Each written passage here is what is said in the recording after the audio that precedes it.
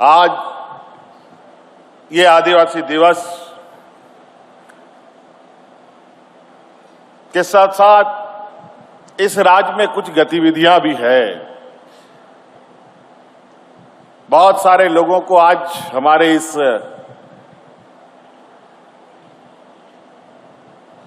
मंच से दिया हुआ वक्तव्य को भी बड़ी ध्यान से सुन रहे हैं, विशेषकर हमारे मीडिया कर्मी।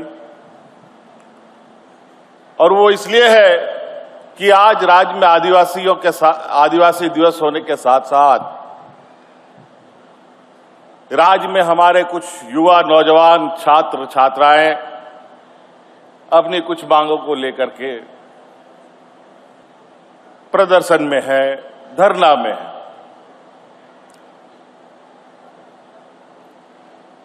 और उनके साथ बिल्कुल खुले तौर पर सरकार उनकी बातों को सुन भी रही है। मैं आप लोगों के माध्यम से बिल्कुल युवा नौजवान छात्र छात्राओं को स्पष्ट रूप से संदेश देना चाहता हूं, जो मैं हमेशा कहता हूं कि इतनी बड़ी व्यवस्था चलती है, लेकिन हमारी मंशा इस राज्य के 3.25 करोड़ लोगों के प्रति काफी संवेदनशीलता के साथ सभी की चिंता सरकार करती है। और आज जिस विषय को लेकर के हमारे नौजवान अपने अधिकार के लिए आंदोलन में बैठे, प्रदर्शन में बैठे,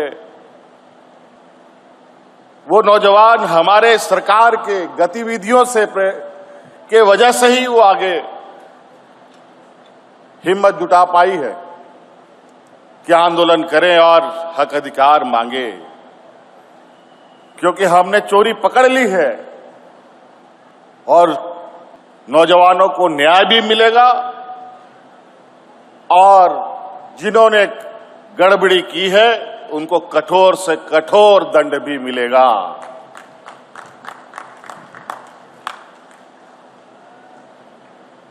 आप विश्वास रखिए, हम इसी मिट्टी में जन्मे और इसी मिट्टी में दफन भी होंगे। और इस विषय को कोई राजनीतिक चश्मे से देखने की आवश्यकता नहीं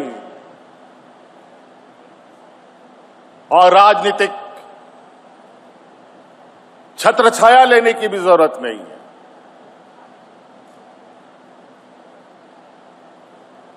हाँ, ये बात जरूर है,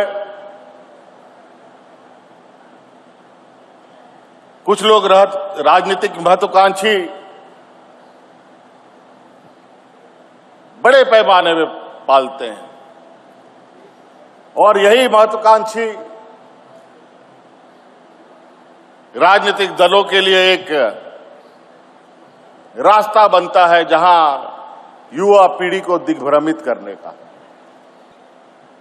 मैं विशेष रूप से नौजवानों से कहूंगा, न हमारी राजनीतिक छत्र छाया की आपको आवश्यकता है, न किसी और राजनीतिक दलों की छत्र छाया की आपको आवश्यकता है। आप साथ रहें, आपका अधिकार है और आपका अधिकार आपको मिले, आपको न्याय मिले,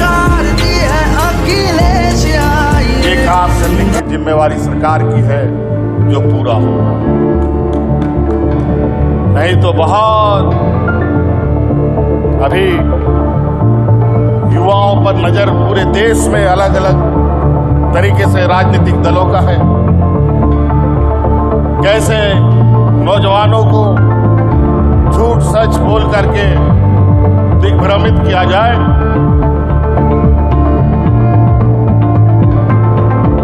इस पर बड़े पैमाने पर काम चल रहा है